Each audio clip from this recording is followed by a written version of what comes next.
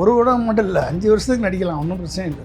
தோல்வி வந்து அவருக்கு உறுதி என்பதை தெரிந்து கொண்டார். ஜனநாயகம் படத்தை ரிலீஸ் பண்ணி ஒரு எஃபெக்ட்டும் கிடையாது, கிரவுண்ட் எஃபெக்ட் ஒன்றும் ஆகலை.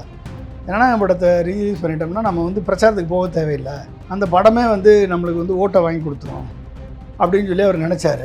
நேரில் நீ செய்யக்கூடிய செயலுக்கும் எந்த சம்மந்தமும் கிடையாது, நீ ஒரு அட்டகத்தி மாவீரன். இதனால் நட்டப்பட்ட தயாரிப்பாளருக்கு இன்னொரு படம் பண்ணி கொடுக்குறீங்கள. நான் ஒரு சின்ன கேள்வி மட்டும் கேட்குறேன். 231 கேண்டிடேட் உங்களை நம்பி களத்தில் இருக்காங்க. இவங்க வந்து 5 கோடி கொடுத்து சீட்டு வாங்கியிருக்கிறதா சொல்கிறாங்க. உனக்கு ஏதோ கொள்கை இருக்குன்னு சொல்லி நம்பி அரசியலுக்கு வந்து பணத்தை தொலைச்சிட்டான், சொத்தை விற்று எல்லாத்தையும் விற்று பணத்தை தொலைச்சிட்டான். அவனுக்கு அட்லீஸ்ட் 231 வேட்பாளர்களுக்கு ஆளுக்கு 1 கோடி கொடுக்குறேன்னு சொல்லி இன்றைக்கி உறுதி கொடுப்பாரா? ஆதாய சுதாடி விஜய்கிட்ட கேட்டு சொல்லு, இல்லைன்னா அமாவாசை ஆதவர்ஜனாட்ட கேட்டு சொல்லு, பணம் கொடுப்பாங்களா இல்லையான்னு. சினிமா தயாரிப்பாளர் நஷ்டப்பட்டால் மட்டும் உனக்கு வலிக்குதே, உன்னை நம்பி வரக்கூடிய தொண்டன் நஷ்டப்பட்டால் உனக்கு வலிக்கணுமா இல்லையா? உனக்கு தான் அவனுக்கும் தொண்டன் கிடையாது, ஓசியானிக் கனெக்ட் இருக்குன்னு சொன்னீங்கள, வலிக்கணுமா இல்லையா? உனக்கு வலிக்கலைன்னா நீ என்ன தலைவன்? கிட்டத்தட்ட 40,000 கோடியிலேருந்து 70,000 கோடி ஆகும் செலவு. ஏற்கனவே 2,10,000 கோடிக்கு ஸ்கீம் அனௌன்ஸ் பண்ணியிருக்காங்க. ஒரு 2,80,000 கோடிக்கு ஒரு ஸ்கீம் அனௌன்ஸ் பண்ணி பட்ஜெட்டுன்னு தெரியல, உனக்கு ஃபிஸ்கல் டெபிசிட்னா என்னென்னு தெரியல, எஃப்ஆர்பிஎம் ஆக்ட்னா என்னென்னு தெரியல, எவ்வளோ கடன் வாங்க முடியும்னு உனக்கு தெரியாது, வரியும் போட மாட்டேன்ற, வரியை ஏற்ற மாட்டேன்ற, எஃபிஷியன்சியை கொண்டு வந்து உடனே எஃபிஷியன்சி கொண்டாந்துருவியா? ஜி பூம்பாவா எஃபிஷியன்சி?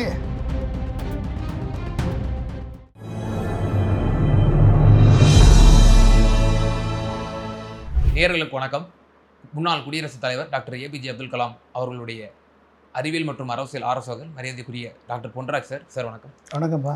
தமிழக அரசியலில் இப்போது இறுதி கட்டத்தை எட்டியிருக்கோம், தேர்தல் பிரச்சாரம். இதில் இப்போ முத்தாய்ப்பாக ஒரு முக்கியமான ஒரு கேள்வி இருக்குது. இப்போ விஜய் அவர்கள் இப்போ இந்த ஜனநாயகன் படம் லீக் ஆச்சு.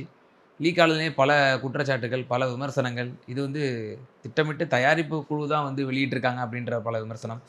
இதனால் அந்த தயாரிப்பு நிறுவனம் கேவிஎன் ப்ரொடக்ஷன்ஸுக்கு வந்து பெரிய நஷ்டம் வந்து ஏற்பட்டிருக்கு அப்படிங்கிற அடிப்படையில் விஜய் அவர்கள் கடைசி படம்னு சொன்னார். இப்போ திருப்பியும் ஒரு படம் நடித்து கொடுப்பதாக ஒரு தகவல் வந்து 2 நாட்களாக விமர்சையாக பேசப்பட்டு வருது. இப்போ திருப்பி நடிக்க போகிறாராம், 70th அவருடைய மூவி. எப்படி பார்க்குறீங்க? இன்னும் 5 வருஷத்துக்கு நடிக்க வேண்டியது, வேறு என்ன பண்ண முடியும்? ஒரு படம் மட்டும் இல்லை, 5 வருஷத்துக்கு நடிக்கலாம், ஒன்றும் பிரச்சனை இல்லை. நெக்ஸ்ட்டு 5 இயர்ஸ் நடிக்கலாம். தோல்வி வந்து அவருக்கு உறுதி என்பதை தெரிந்து கொண்டார். ஜனநாயகம் படத்தை ரிலீஸ் பண்ணி ஒரு எஃபெக்ட்டும் கிடையாது, கிரவுண்ட் எஃபெக்ட் ஒன்றும் ஆகலை. ஜனநாயகம் படத்தை ரிலீஸ் பண்ணிட்டோம்னா நம்ம வந்து பிரச்சாரத்துக்கு போக தேவையில்லை. ஜனநாயகம் படம் ரிலீஸ் ஆயிடுச்சு அப்படின்னா அதே போதும் பிரச்சாரத்துக்கு, அந்த படமே வந்து நம்மளுக்கு வந்து ஓட்டை வாங்கி கொடுத்துரும் அப்படின்னு சொல்லி அவர் நினச்சார்.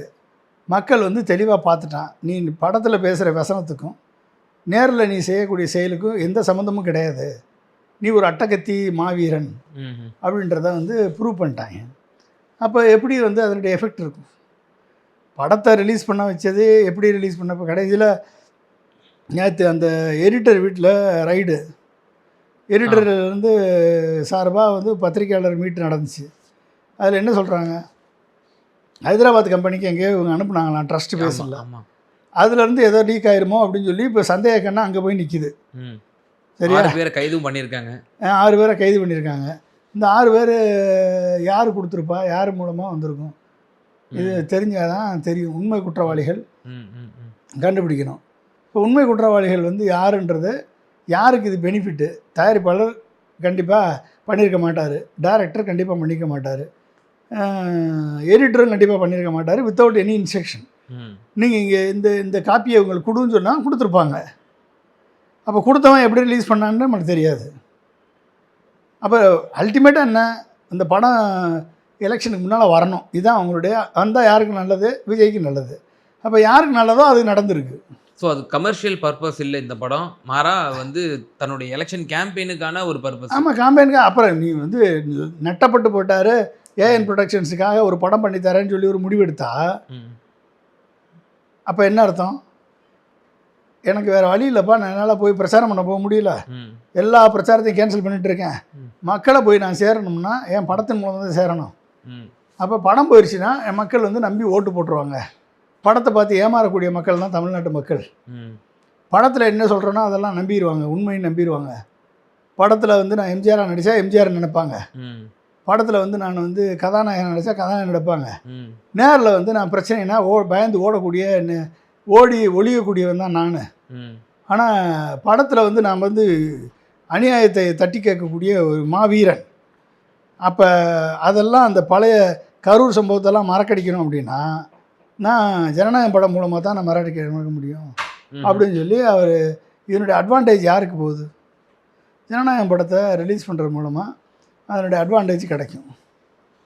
அப்போ அந்த அட்வான்டேஜ் இன்றைக்கி அகென்ஸ்டாக போகுது அப்படின்னா இன்றைக்கி வந்து அதில் எந்த விதமான ரிப்பிள் எஃபெக்ட் இல்லை. இத்தனை பேர் படம் பார்த்துட்டான், எந்த ரிப்பிள் எஃபெக்ட்டும் கிடையாது. கிரவுண்டில் வந்து தாவாக்க கூடாரம் காலியாக கிடக்கு. ஊருக்கு 2 நாளைக்கு ஒரு வட்டம் ரெஸ்ட் எடுத்து தேர்தல் பிரச்சாரம் பண்ணக்கூடியவராக இவர் இருக்கார்.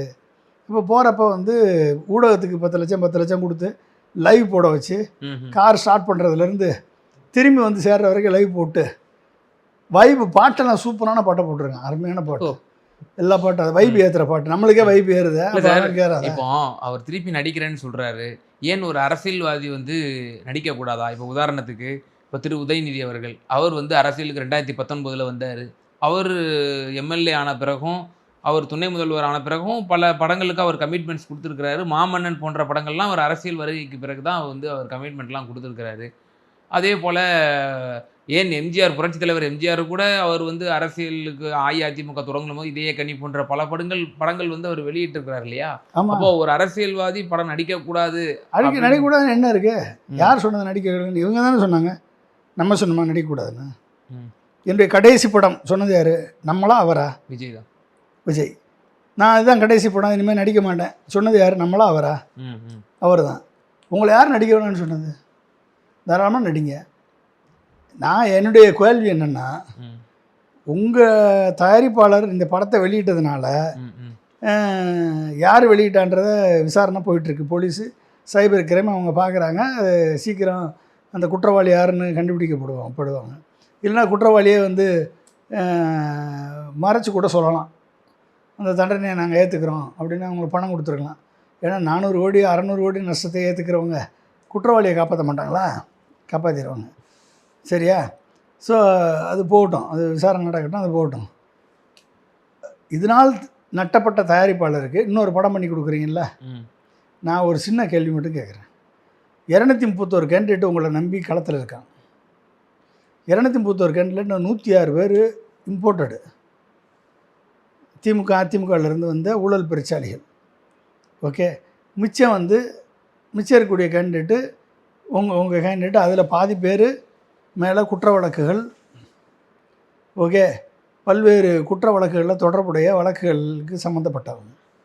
இவங்க 5 கோடி கொடுத்து சீட்டு வாங்கியிருக்கிறதா சொல்கிறாங்க. அது உண்மை என்னன்னு தெரியல. சரி, 5 கோடி விட்டுருங்க. அவன் எலெக்ஷனில் நிற்கணும்னா 40 லட்சம் செலவழிக்கணும்ல? ஒரு ஆள் மினிமம் 40 லட்சம் செலவழிக்கணும். அவன் மீட்டிங் நடத்தணும், மாநாடு நடத்தணும், உங்களை கூட்டு போய் இது நடத்தணும். நீங்கள் வரலைன்னா பொம்மை செஞ்சு வச்சு எல்லாத்தையும் ஊரில் காமிக்கணும். இத்தனை வேலை இருக்குது அவனுக்கு. புதுசாக இருக்குது. நம்ம பொம்மை தானே கூட்டு போகிறாங்க. ஓகே, பொம்மை தானே கூட்டு போகிறான். அப்போ இத்தனை வேலை இருக்குது, இதெல்லாம் பண்ணணும். எப்படி 1 கோடி செலவாயிருக்குமா? குறைஞ்சது 1 கோடி. ஆமாம். அவன் பணம் கொடுக்கலன்னு வச்சுக்கோங்க, 1 கோடி.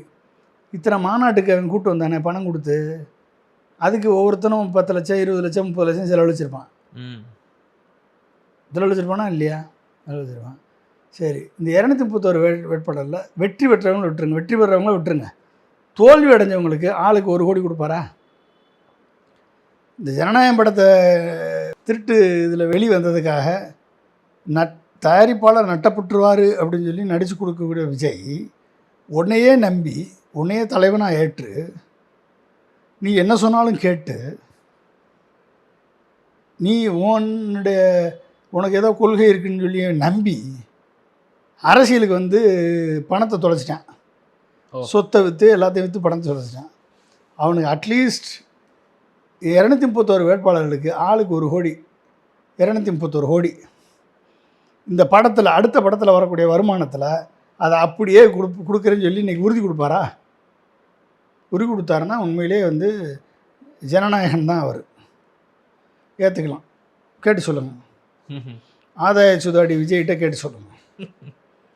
ஓகே, இல்லைன்னா அமாவாசை ஆதவர்ஜனாட்ட கேட்டு சொல்லுங்கள், ம்ஹும். ம். பணம் கொடுப்பாங்களா இல்லையான்ட்டு. ம். ம். ம். ஓகே, சினிமா தயாரிப்பாளர் நஷ்டப்பட்டால் மட்டும் உனக்கு வலிக்குதே, உன்னை நம்பி வரக்கூடிய தொண்டன் நஷ்டப்பட்டால் உனக்கு வலிக்கணுமா இல்லையா? உனக்கு தான் அவனுக்கும் தொண்டனுக்கு இடையில ஓசியானிக் கனெக்ட் இருக்குன்னு சொன்னீங்களா, ம். வலிக்கணுமா இல்லையா? உனக்கு ம்ஹும். ம். வலிக்கலைன்னா நீ என்ன தலைவன்? சார் அப்போ விஜயே ஒரு முன்முடிவுக்கு வந்துட்டாரோ? இல்லை இப்போ கருத்து கணிப்புகள் பெர்செப்ஷனில் பார்க்கும்போது டிஎம்கே அகெயின் ஆட்சி வந்துடும் அப்படிங்கிற ஒரு கருத்து பரவலாக இருக்குது. இப்போ நம்மளோட திமுக எதிர்ப்பு மட்டும்தான் நம்ம செஞ்சுட்டு இருக்கோம் ஒரு வேற ஒன்றும் இல்லை. ஸோ தேர்தலுக்கு பிறகு நமக்கு டிஎம்கே ஆட்சி வந்துருச்சு அப்படின்னா நம்ம பெருசாக அரசியல் பண்ணுறதுக்கு பெரிதாக ஸ்பேஸ் இருக்காது, இல்லை. ஸ்பேசஸ் இல்லை. அப்போ அந்த 5 வருஷம் ஓட்டணும் அப்படின்னா கண்டிப்பாக நம்ம ஆக்டிவ் பாலிடிக்ஸில் இருக்க முடியாது. ஆமாம், அப்போ அதனால அவர் வந்து திருப்பி திரைப்படம் நடிக்க ஆமாம், போகிறாரா? படத்தில் நடிக்கிறாரு. அவர் யாரும் தடுக்கலையே, நல்லா நடிக்கலாம், 5 வருஷம் நடிக்கலாம். ம். 5 வருஷம் திமுக எதிரான படங்களாக எடுத்து விடலாம். ம். என்ன பிரச்சனை? ம். அது எப்படி அது எது அது எப்படி சார்? இப்போ உதாரணமாக இப்போ விஜய் அவர்கள் இப்போ அந்த அடுத்த 5 வருஷம் எதிர்க்கட்சி வரிசையிலையோ இல்லை அவருக்கு ஒரு கணிசமான வாக்கு சதவீதம் பெறுறார் அப்படின்னா அவர் மக்கள் மத்தியில் போய் பிரச்சாரம் செய்கிறத விடவும் திரைப்படங்கள் வாயிலாக மக்கள் மத்தியில் போய் ரீச் ஆகிறதுக்கும் பெரிய வித்தியாசம் இருக்குல்ல சார்? திரைப்படம் வாயிலாக மக்கள்கிட்ட போகிறது அதிகமாக ரீச் ஆகும், விமர்சையாக ரீச் ஆகும். மக்கள் வந்து திரைப்படமாக பார்த்துட்டு போயிட்டே இருக்கான்.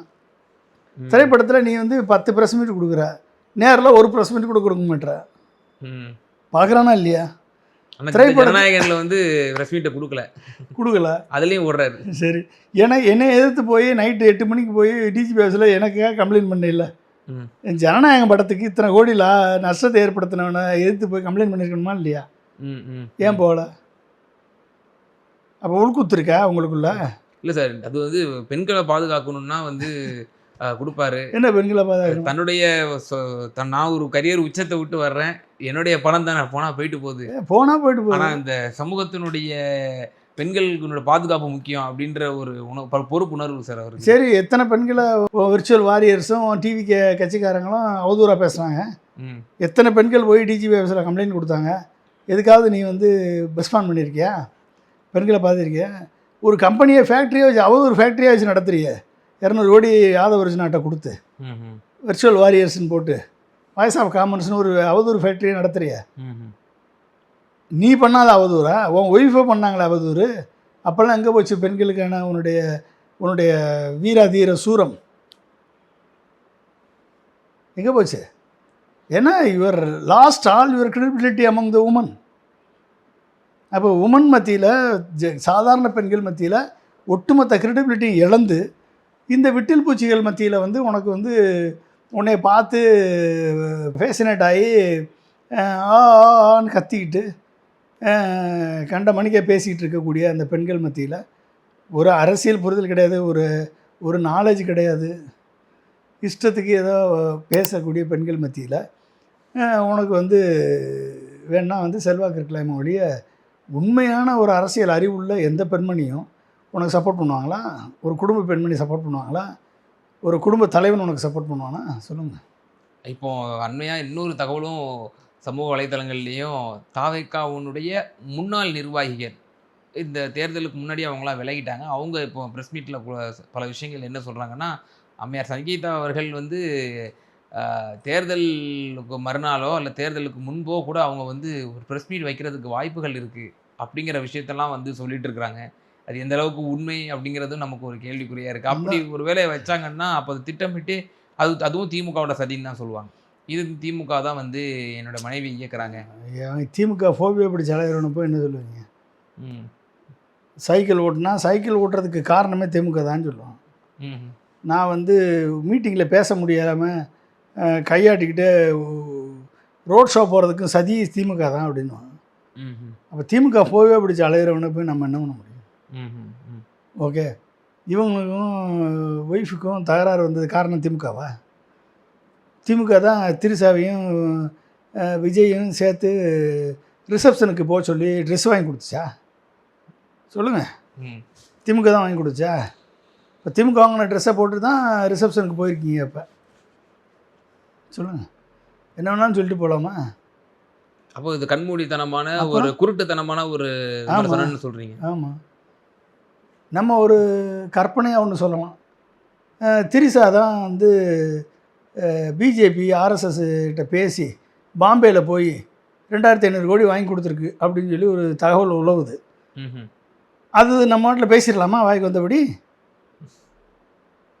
ஈவன் அவருடைய ஃபாதர் கூட ஆர்எஸ்எஸ் காட்ரே அப்படின்ற விஷயம் கூட ஆமாம், சொல்றாங்க. ஆர்எஸ்எஸ்காரர் தான். ம். அப்போ திரிசா தான் பணம் வாங்கி கொடுத்துருக்கு, பிஜேபிகிட்டேருந்து பணம் வாங்கி கொடுத்துருக்கு ம்ஹும். அப்படின்னு நம்ம சொல்லிடலாமா? அது உண்மையாயிருமா? ம், ம். திமுக தான் சங்கீதாவை தூண்டி விட்டுருக்கு. நம்ம திரிசா தான் வந்து 2500 கோடி வாங்கி பிஜேபி ஆர்எஸ்எஸ் வந்து வாங்கி கொடுத்துருக்கு அப்படின்னு நம்ம ஒரு தகவல் உழவுது. அப்படின்னு நம்ம சொன்னோம்னா அதை ஏற்றுக்குவாங்களா?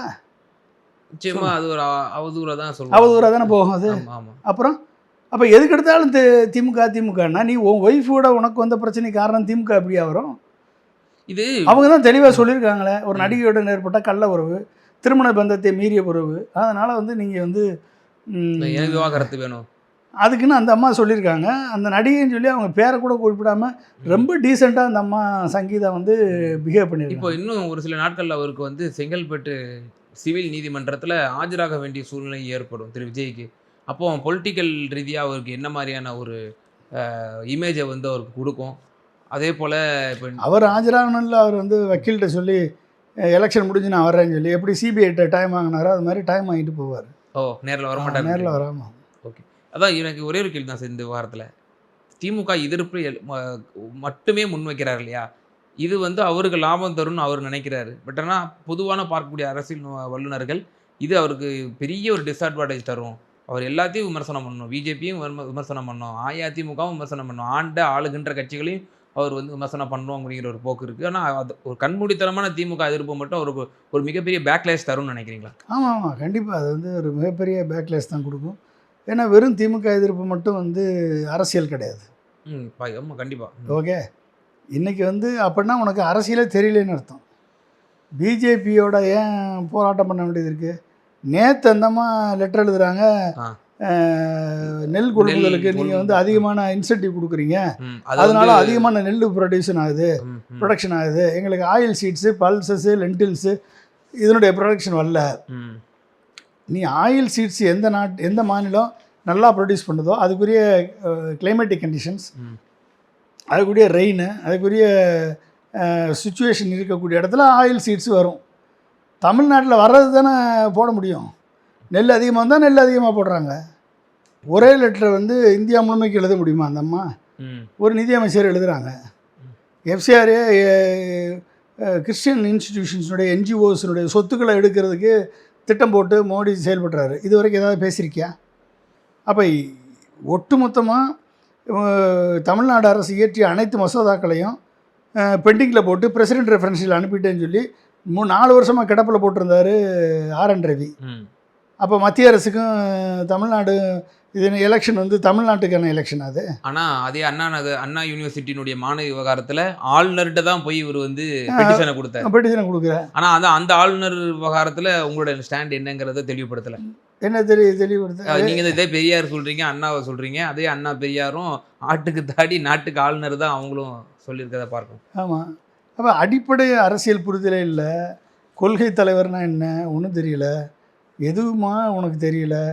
கிட்டத்தட்ட 2,80,000 கோடிக்கு 3 ஸ்கீம் அனௌன்ஸ் பண்ணியிருக்காப்புல. கன்னியாகுமரி அனௌன்ஸ் பண்ண சேர்த்து பார்த்தீங்கன்னா கிட்டத்தட்ட 40,000 கோடியிலேருந்து 70,000 கோடி ஆகும் செலவிடுறது. ஏற்கனவே 2,10,000 கோடிக்கு ஸ்கீம் அனௌன்ஸ் பண்ணியிருக்காப்புல. 2,80,000 கோடிக்கு ஒரு ஸ்கீம் அனௌன்ஸ் பண்ணி பட்ஜெட்டுன்னு தெரியல உனக்கு, ஃபிஸ்கல் டெபிசிட்னா என்னென்னு தெரியல, எஃப்ஆர்பிஎம் ஆக்ட்னா என்னென்னு தெரியல, எவ்வளோ கடன் வாங்க முடியும்னு உனக்கு தெரியாது, வரியும் போட மாட்டேன்ற, வரியை ஏற்ற மாட்டேன்ற, வரியெல்லாம் ஏற்ற மாட்டோம், நாங்கள் எஃபிஷியன்சியை கொண்டாடுவோம், எஃபிஷியன்சியை கொண்டு வந்து உடனே எஃபிஷியன்சி கொண்டாந்துருவியா? ஜி பூம்பாவா எஃபிஷியன்சி, இ கவர்னன்ஸ் ரிஃபார்ம்ஸ் கொண்டு வரணும், அடிப்படையில் கரப்ஷனை ஒழிக்கணும். கரப்ஷன் எப்படி ஒழிப்பா? 106 கரப்டட் வேட்பாளர்களை அதிமுகலேருந்து எடுத்துகிட்டு கரப்ஷன் எப்படி ஒழிப்பா? எல்லா வேட்பாளர்களையும் 5 கோடி வாங்கிட்டு எப்படி கரப்ஷன் ஒழிப்பா? கலர் டிக்கெட் விற்றுட்டு எப்படி கரப்ஷன் ஒழிப்பா? வரியே கட்டாமல் ஏமாற்றிட்டு கரப்ஷன் எப்படி ஒழிப்பா? விக்ரவாண்டி மதுரை மாநாட்டுக்கு நடந்த செலவு கணக்கு இது வரைக்கும் எங்கேயும் காமிக்கவே இல்லை. உன் சொத்துலையும் காமிக்கல, நீ செலவழிச்சது மாதிரியும் தெரியல, கட்சி செலவழிச்சிருக்கான்னு சொல்லி அதுக்கு கட்சி செலவழிச்சிருந்தா கட்சியுடைய வெப்சைட்டில் வந்திருக்கணும். அதுவும் இல்லை. இந்த 37 பேருக்கு 20 லட்சம் கொடுத்ததுக்கான கணக்கு இல்லை. அப்போ அந்த பணமும் நீ கொடுக்கல. அப்போ யார் கொடுத்தது? அப்போ எந்த டிரான்ஸ்பரன்சி இல்லாத ஓன்றிருந்து எப்படி நீ இவ்வளோ லெட்டர் ஆச்சு தூய சக்தியாக இருப்ப? எப்படி உன்னை நம்புறது? மாநாடுகளும் போடுறாரு, அதுக்குமே யார் செலவு பண்றாங்க, என்ன யாரு கணக்கு கொடுக்குறாங்க, இல்லை? அதையும் பல விஷயங்கள் கேட்கப்படுகிறது. அவருடைய வெளிப்படைத்தன்மை நிச்சயமாக நீங்கள் எழுப்பக்கூடிய கேள்விகளும் பொதுவெளியில் முன்வைக்கப்படுகிறது, அது கேள்விக்குள்ளாக்கப்படுகிறது. தாவேகா தரப்பிலிருந்து முறையான ஒரு பதில் இதுவரை வழங்கப்படவில்லை என்பது குறிப்பிடத்தக்கது. ஆமாம். ஸோ அப்போ அவர் ஒரு ஒரு மாற்றத்திற்கான ஃபோர்ஸஸ் இல்லை அப்படிங்கிற உங்களை போன்றவர்களுடைய விமர்சனம் ஒரு மறுக்க முடியாத ஒரு விமர்சனமாக இருக்கும். டீட்டெயில்டாக உங்களுடைய கருத்துக்களை எங்கள் நேயர்களுக்கு பகிர்ந்தீங்க. மிகுந்த நன்றி. மிக்க நன்றிப்பா.